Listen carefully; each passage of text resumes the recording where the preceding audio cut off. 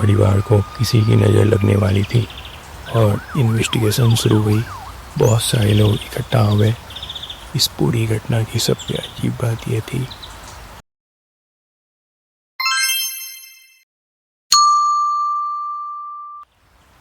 Tokyo एक ऐसा शहर जहाँ हर चीज़ कंट्रोल में लगती है।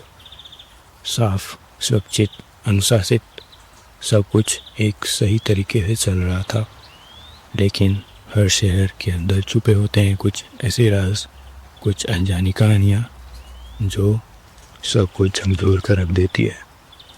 सेटा गया एक बड़ा और खूबसूरत जगह जहाँ घर, दुकान, पार्क और स्कूल सब कुछ नॉर्मल लगता है।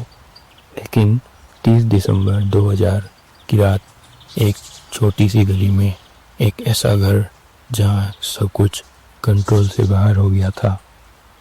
हम बात करने वाले हैं एक ऐसे खूबसूरत घर के बारे में जिसमें 4 लोग रहते थे, खुशहाल और प्यारा जीवन जी रहे थे।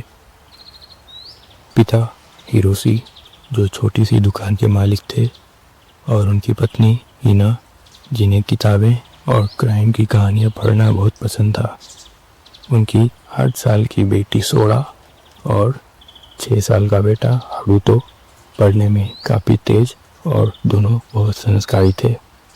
रोज की तरह उस दिन भी हिरोशी अपनी दुकान के लिए सुबह 9 बजे निकल चुके थे। हारुतो स्कूल गया हुआ था और हिना घर के काम में लगी हुई थी। धीरे धीरे दिन ढलता गया और शाम होने को आई। हिरोशी की दुकान घर से बहुत दूर थी, इसलिए रोज आने में उनको देर हो जाती थी। हिरोशी अपने काम से वापस आ चुके थे और सबने डाइनिंग टेबल पर खाना खाया। सोड़ा फिर अपने कमरे में सोने चली गई। बाहर हल्की बारिश और ठंडी हवा चल रही थी। जैसे जैसे रात का माहौल आगे बढ़ रहा था, वो समय आ रहा था जब उस परिवार को किसी की नज़र लगने वाली थी।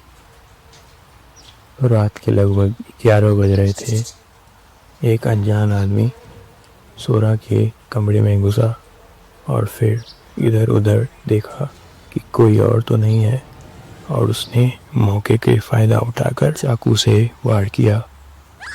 उसकी चीखने और चिल्लाने की आवाज़ से उसके घर के शांति के माहौल को टूटना पड़ा।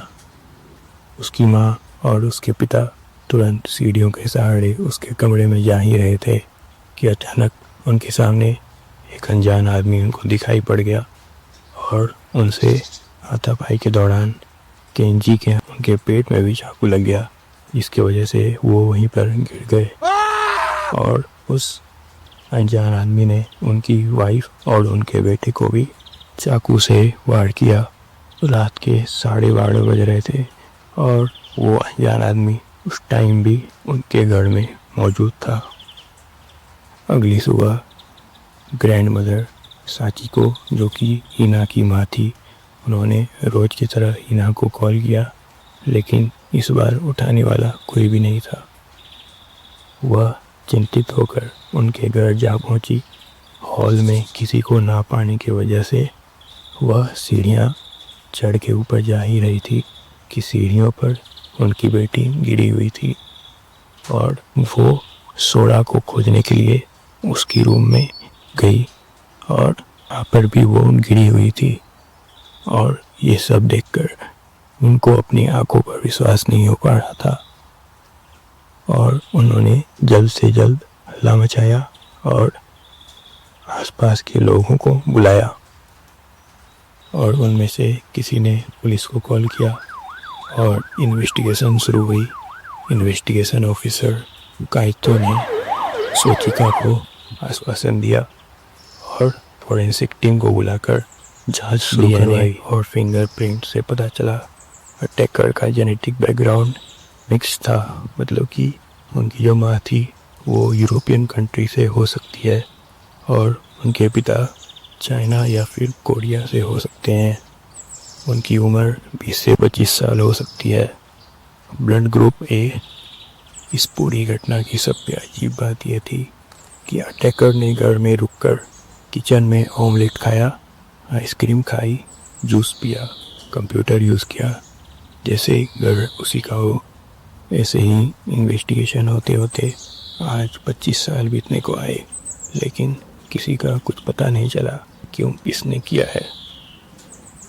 वो मासूम, खुशहाल और हंसती खेलती संस्कारी परिवार को किसने खत्म किया, ये आज तक किसी को भी नहीं पता चला। एक दिन के रात के अंधेरे में सब बर्बाद हो गया। आज भी उनके घर के आसपास परछाइयाँ दिखाई देती है और अजीब अजीब आवाज़ें आती है।